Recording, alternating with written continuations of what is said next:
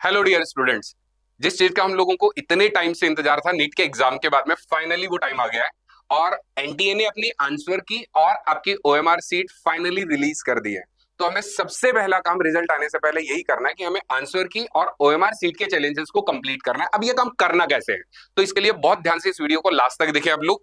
और सबसे पहले आप लोगों को क्या करना है, एनटीए की वेबसाइट पर जाना है और एनटीए की वेबसाइट पर आप लोगों को यहाँ पर लॉग इन के पेज पर जाना है। जैसे ही आप लोग लॉग इन करेंगे, अपने लॉगिन क्रेडेंशियल्स को फिल करने के बाद आप लोगों को लॉगिन होने के बाद कुछ इस तरह का इंटरफेस मिलने वाला है। और इस इंटरफेस पर एनटीए ने यहां पर इंसर्ट किया है आंसर की चैलेंज। आपको आंसर की चैलेंजेस पर एंटर करना है। और आंसर की चैलेंजेस पर एंटर करने के बाद एनटीए ने यहाँ पर बहुत स्पेसिफिक और बहुत अच्छे से इंटरफेस में दो चीजें एक्सप्लेन कर रखी है।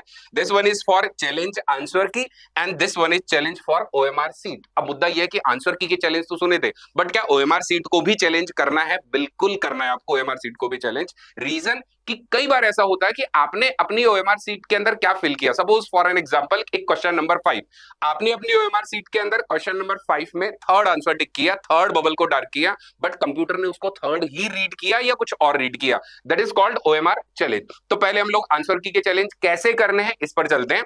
आंसर की के चैलेंज पर आप लोगों को क्या मिलेगा, ये कुछ इस तरह की कंडीशंस।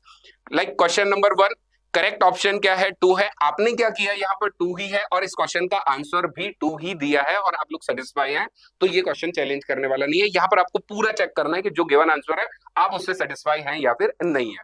अगर किसी क्वेश्चन में आपको प्रॉब्लम है तो आप चैलेंज करें। ओएमआर सीट के चैलेंज के रेफरेंस में कहां का बात करनी है, अगेन वापस जाएंगे इसी पेज पर, ओएमआर सीट के चैलेंज करेंगे।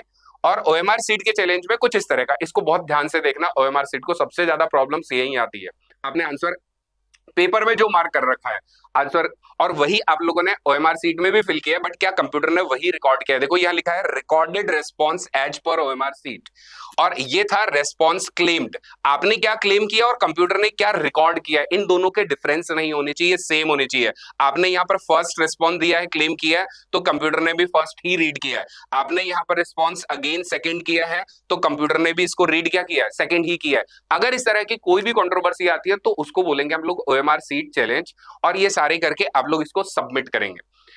फाइनली आंसर की और ओएमआर सीट के चैलेंज होने के बाद एनटीए बहुत जल्द ही अपना रिजल्ट रिलीज करने वाला है। आप सबको उसके लिए बेस्ट ऑफ लक। और रिलीज के बाद एक जो सबसे बड़ा काम स्टार्ट होने वाला है वो है आपकी काउंसलिंग से रिलेटेड। काउंसलिंग को लेकर के हम लोग बहुत जल्द एक बहुत बड़ा लाइव वेबिनार लेकर के आ रहे हैं आप लोगों के लिए। 8 जून को हम लोग लाइव वेबिनार करेंगे, जिसके अंदर पार्टिसिपेट करने के लिए आप लोगों को इस वीडियो के डिस्क्रिप्शन के अंदर लिंक अवेलेबल है, वहां जाए और उसको फिल करें।